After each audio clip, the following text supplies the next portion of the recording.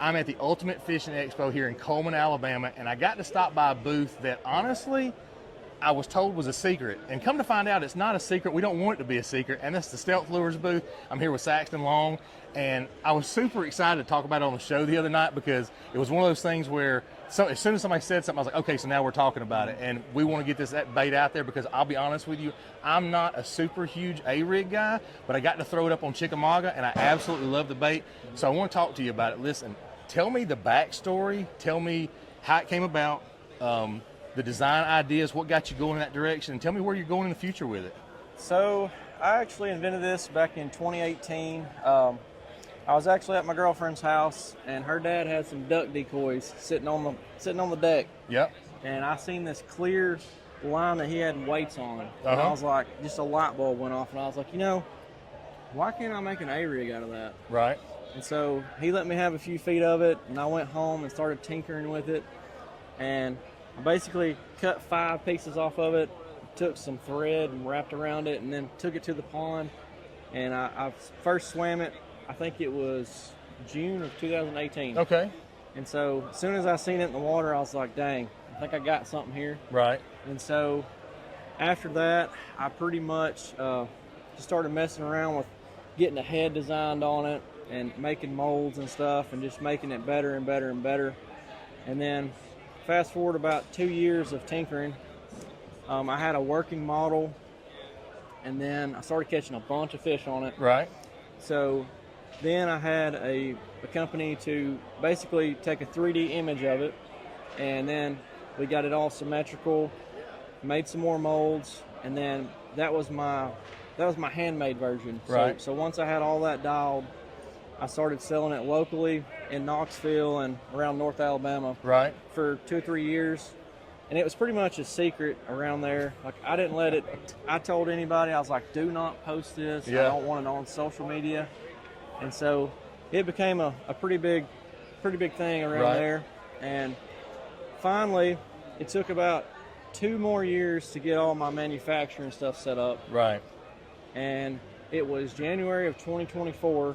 We finally released it to the public it was at the East Tennessee show. Yep. And it sold out within literally 3 minutes. Really? Yep. So I had 125 baits, and I brought it in before the show, and I literally set the box down, and people just like ran over there and started grabbing them out, and they were sold out in 3 minutes. Wow. Now, did you do any like big social media push before that show, or was this all just a flash mob of people that got in there? It was pretty much word of mouth that got out that I was going to debut them there. Yeah. And so it just spread like wildfire, and I had people drive 6 hours to come get them. You can't beat that with us. I don't care what anybody says. You can't beat that. I love it, man. So after that, I started getting a bunch of stores, and now we just got into Bass Pro Shops about that's 2 or 3 months ago. Yeah. So we're in 7 of their stores now. It was a bestseller on Tackle Warehouse last year when it first got out. I'd say so, with it selling out like it did. And people were probably chomping at the bit to get a hold of it. And we're in 77 other stores now. Wow, 77 other stores. So the shows get the word out there a little more, but you're getting out there pretty quick. To be honest with you, yesterday's attendance was pretty good. To this morning, it's been pretty wild. How many folks do you think have been through to your booth that you've talked to, maybe sold lures to today?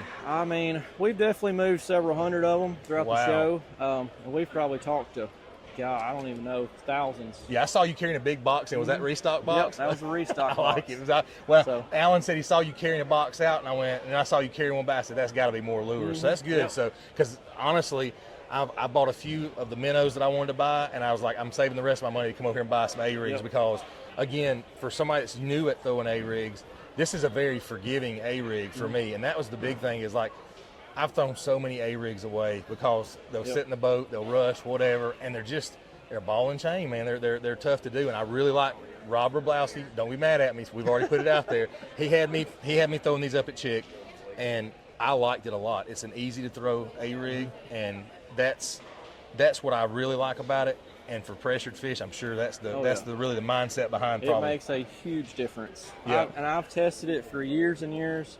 I've actually had buddies get in the boat with me, and I'm like, hey, you're going to throw your rig, I'm going to throw this behind you. Yep. and I have whooped their tails so many times. By the end of the day, they're like, "Give me one of those. I'm not using this one anymore." I got you. So, tell me the optimum setup that you would use, like rod, reel. If you got jig head weights that you say, "Hey, this is going to be your perfect set." Tell me what if somebody's never fished it before, what they need to put on there. So, we actually have all this info. It's on the bottom of the box. So, if you look at this, yep, it'll tell you. I recommend 1/8 ounce jig heads. I recommend 2.8 to 3.5 inch baits on it. Yep. And I use a 7.6 heavy rod with 20-pound fluoro. Okay. So this is a super light rig. It only weighs about 1/2 ounce unrigged, so it's very light. Very light. So you don't have to have some crazy setup to throw this. You can throw it on just a regular jig rod. Yep. Nothing crazy. And the biggest thing, a few factors with this that separate this from metal. So for one, it's got the clearness of it. Yep. So on pressured fisheries, I feel like it kind of disappears just a little bit in the water, which also helps. And if you actually look at this, whenever you shake this, see how quiet this is? Oh, yeah. Super quiet. So metal actually will clang around, and I think it gives off a loud sound under the water. Whereas this one, it's kind of like dulled down, and it's a lot more finesse. So it's stealth. It's literally stealth. Literally stealthy. Yeah. I mean, we have on the back of the package, they'll never see it coming. Yeah, you know? I mean, that's perfect. You say that. I did some pool testing with chatterbaits. You don't realize how much noise a bait makes underwater until you actually get it in the water with a camera, and it's amplified what seems like a million times. So you've got different sections out here. Tell me about each bait that you got and what's different about each one, and how they apply to each person's fishery or time on the water, I should say. So the tried and true is just the 4-blade. Yep. That's what I originally came out with. It's won hundreds of thousands of dollars at this point. Yep. I mean, day in and day out, if I'm just going fishing, more than likely I'm throwing that one. Yep. We also have a non-bladed version, and I've actually started catching a ton of fish on this one. Okay. Like if you get to lakes that are very pressured and a lot of people are throwing rigs with blades, I've noticed that this is starting to get bit a lot better. Okay. And it's kind of one of them deals where you just have to feel for it during the day. If it gets super sunny with no wind and slick calm, that's when I'll start throwing this one, because I think that once all the wind and stuff dies down, I really do think that the blades can scare fish. Absolutely. Like they come up and get a good look at it, and I think it just turns them away. Right. So then we also have an 8-blade, which this is a lot of flash. I typically will throw this if it's like super nasty conditions, like super bad wind, or if the water gets really stained. It just gives it a lot more flash and vibration. Right. So that's pretty much the 3 that we have. Makes it a hard decision because you never know what the conditions are going to change to on the water. I have seen literally where the one I was throwing last week had a bunch of blades on it, and I'd get a few bites here and there, and I'm pretty sure had I had one that didn't have any blades or less blades, would probably gotten bit a lot more. So it makes it a hard decision, but you've got them priced right. And if you guys want to know the price, and I don't know if you want to share pricing or not, but you can come out here to the show. He'll be here through tomorrow. Get you some of these stealth lures, A-rigs, because I'm telling you, you're probably not going to throw another one after you do it, because I'm fixing, when this ends, I'm buying a couple and I'm cutting the ones I got on. And don't get me wrong, I'm not knocking anybody's A-rigs, but I'm one of those guys. I want minimal, and I want it to be effective when I'm on the water, because chunking these things is not easy sometimes. So, man, I appreciate you taking the time. And is there anything else that you would want to tell anybody about an A-rig, your A-rig, mistakes you see from people throwing what they might be doing wrong with it? Because I'm learning right now. So with this one specifically, I'll say a lot of people don't read the bottom of the package, which that's understandable. You don't look over it. But one big thing that I cannot stress enough is whenever you get done using this, always hang it upside down. Because if you don't, after a while of using it, these arms will want to form memory hanging down. So the only way to reverse that is literally just to hang it upside down. With the ball head jig still attached. You can leave all your baits on it. You don't have to do anything crazy. I leave it tied on 90% of the time, and I'll just hang it on an eyelet or something, or on the edge of the boat, just wherever. Good deal. But one other thing is I stand behind all my products. So if somebody ever did have an issue with one of these, let's say you caught 250, 300 fish on one of these, and one of these loops breaks, all you have to do is get my contact info, send me a message, say, hey, you know, I had this loop break. I will literally send you the replacement parts to fix it, or if it's something internal that broke loose, I will literally send you a brand new rig.